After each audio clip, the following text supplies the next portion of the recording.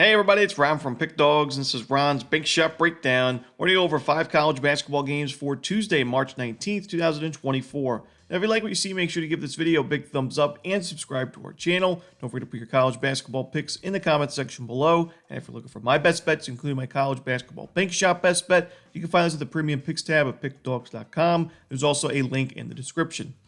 Alrighty, here we go. Here are the games for Tuesday in college basketball, the NIT, and the opening play-in round in the NCAA tournament. First up, we see the play-in game between the 16 seeds of Howard and Wagner in the first round. This one's going to be a 6:40 Eastern start time. It's going to be on True TV.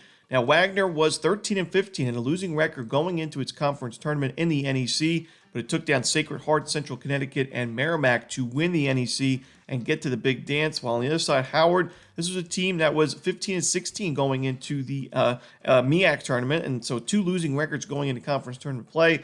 They took down Morgan State, Norfolk State, one of the best teams in this conference for the last decade, and Delaware State in their conference tournament to get to this point. And 2 teams that play really different styles of games. You got Wagner, very solid defense, but the offense just hasn't been there for this team, ranked 334th in adjusted offensive efficiency. They do the little things right. They take care of the basketball. Pretty good offensive rebounding team, but they're not a very good shooting team, ranked 353rd in effective field goal percentage. But on the other side, Howard, they're actually a pretty solid offensive team. They're a pretty good shooting team, good offensive rebounding team, 19th in the country in three-point shooting, but they're ranked 334th in adjusted defensive efficiency. They're not great in the defensive glass. They take quite a few fouls, and overall their defense just is not very efficient.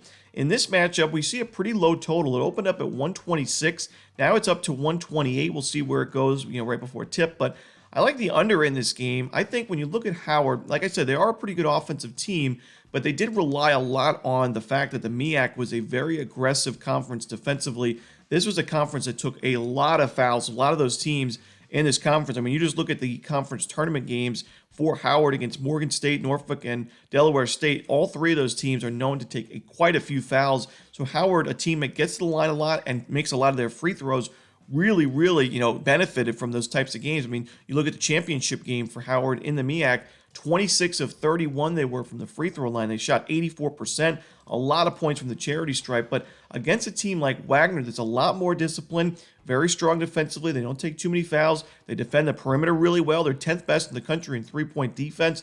I do think Howard's offense is going to be a little bit more uncomfortable than what it's used to in that conference, in the MEAC. And also, Howard turns the ball over quite a bit. They're ranked 354th in turnover percentage offensively. You would think that that would lead to a lot of fast break points for Wagner, and maybe this game would get out of hand, scoring-wise. But Wagner really likes to slow the game down. They're the second slowest team in college basketball in terms of adjusted tempo. They're 357th in average possession length offensively. So even if they are forcing some turnovers, I don't think they're going to want to run the floor here. I think we're going to see a slow-paced game that Wagner dictates the tempo here. And I think we're going to see a lower-scoring game. Wagner, like I said, not a very good offensive team. They're ranked 358th in two-point shooting. Howard's defense, while it wasn't great this season, has actually a pretty good matchup here. So I'm going to go with the under in a pretty, and also a neutral site game. I like my neutral site unders. So give me the under here on Wagner-Howard. Next up, we see North Texas and LSU. This one's going to be 7 p.m. Eastern on the SEC Network, a first-round game in the NIT. Now, these teams actually played once at the beginning of the season in non-conference play. It was a neutral site game, a neutral site win for LSU, 66-62. And in that game, I actually watched that game, and I noticed that North Texas, their offense was really relying on making those low percentage jumpers from the perimeter, making a lot of three-pointers. They made, 12 of them in that ball game, had a pretty good percentage, especially early on. They were really knocking those down. However, their offense really struggled at the end of that ball game. They only scored 28 points in the second half, and that's been the case for North Texas this season. They're a great three-point shooting team. Other than that, they're a good offensive rebounding team, but they're not really strong anywhere else. I mean, they turn the ball over quite a bit. They don't get to the free throw line much. They're ranked 295th in two-point shooting. So I don't love this offense. It's ranked outside the top 100 in adjusted offensive efficiency. I think LSU is a really tough matchup here for North Texas. It's an LSU team that's really improved from last year. I mean, last season, they only won 2 games in the SEC. So, this year, making it to a postseason tournament in the NIT, especially, solid tournament, I think it's a big improvement for Matt McMahon's team. And also, LSU played, they won 5 of the last 7 games down the stretch of the regular season. they were playing their best ball down the stretch. They beat Kentucky, they beat South Carolina, they beat another NIT team in Georgia. So they had some nice wins, and I thought that they could have been a nice dark horse in the SEC tournament if they didn't get the draw that they did playing Mississippi State. It's a Mississippi State team. It's underrated. A team plays really well in March, and it was just a bad matchup overall for LSU. So they lost that game by 10 points. But I think at home here, this is a much better matchup. Yes, North Texas is playing with revenge, but I don't think they get it. Give me LSU in this one. I'm going to lay the points. Next up, we see Minnesota and Butler. This one's going to be a 9 p.m. Eastern start time. It's going to be on ESPNU. Pretty interesting matchup here between two teams that were just not in great form going into the NIT here. As normally I'd be pretty hesitant taking a team like Minnesota, who lost 4 of the last 5 in the regular season and then lost to Michigan State in the conference tournament by double digits. But Butler was kind of in the same boat. They lost 5 of the last 7 games, including a 5-game losing streak. They lost to Xavier in the opening round of the conference tournament, even though they just beat Xavier in the previous game in the regular season. And Butler was a team that really struggled down the stretch and pretty much overall in conference play in terms of 2-point defense. They're ranked 193rd to end the season, but especially during that losing streak, we saw a lot of teams like Marquette and Creighton and St. John's just go crazy from 2-point range against this Butler defense. And Minnesota's ranked 33rd in the nation in 2-point offense, 54.7%. They don't get a ton of their points in terms of percentage, from 2-point range, right around 50%, but they still are very efficient there. And I think the offense for Minnesota will have a big day. They're a good shooting team. They're a good offensive rebounding team. They get to the free throw line. And while their free throw shooting numbers aren't the best on paper, it's really because of their big guys, Pharrell Payne and Parker Fox shooting 46 and 50% respectively. Guys like Dawson Garcia, 79% to 80%. Mike Mitchell, 80%. Cam Christie, right around 80% himself. So those are the guys that if this is a close game late and Minnesota needs to make some free throws, those are the guys that are going to get the looks offensively. So I'm not really worried about that. Butler, a very experienced team, but I worry about that defense. The offense also is pretty inconsistent down the stretch of the regular season. The shot quality numbers weren't the best for this team. They didn't get a lot of offensive rebounds. They didn't get to the free throw line much. I think Minnesota is honestly the better team, and I think we're getting one of the most profitable teams in college basketball at a really good price. So I'm going to take those points with Minnesota in this game on the road.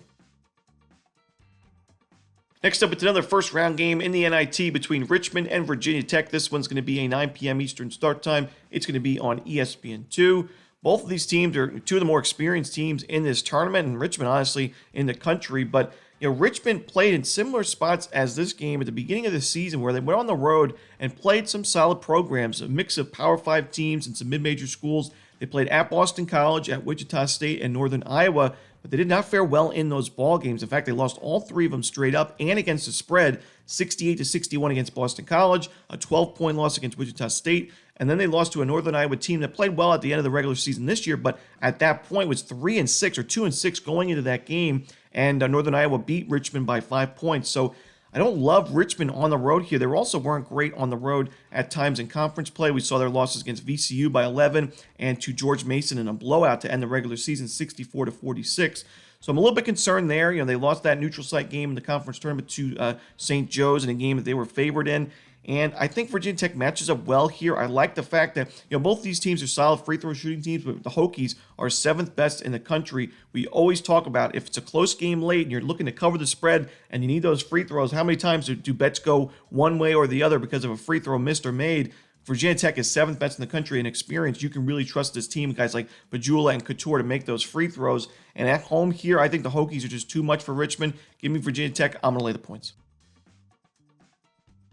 And the final game we're going to talk about for the Tuesday card in college basketball, it's going to be UC Irvine and Utah. This one, 11 p.m. Eastern on ESPN2. Another first-round game, of course, in the NIT. And UC Irvine's a team I just don't love backing on the road. Now, they played in a lot of competitive games in non-conference play away from home, but they weren't able to win any of them. They lost to Duquesne, Utah State, San Diego State, and New Mexico, all in non-conference play on the road. They also lost a pretty bad game against San Jose State at the beginning of the season. And then in conference play, when we saw them lose, it was in those true road games or the neutral site game in the conference tournament to UC Davis, UC Riverside, San Diego, and Long Beach State. So away from home, I just don't think the Anteaters are the same team. And Utah is also a really, really strong home team. It's kind of a complete opposites here. As Utah They did not play well on the road at all this season, but at home, they were very, very strong. We saw them force triple overtime against Arizona. They had some big statement wins against tournament teams at home this season, like BYU, Oregon, Washington State. So I think Utah just way too much at home. They're an experienced team. They have one of the best players in this tournament in Brandon Carlson.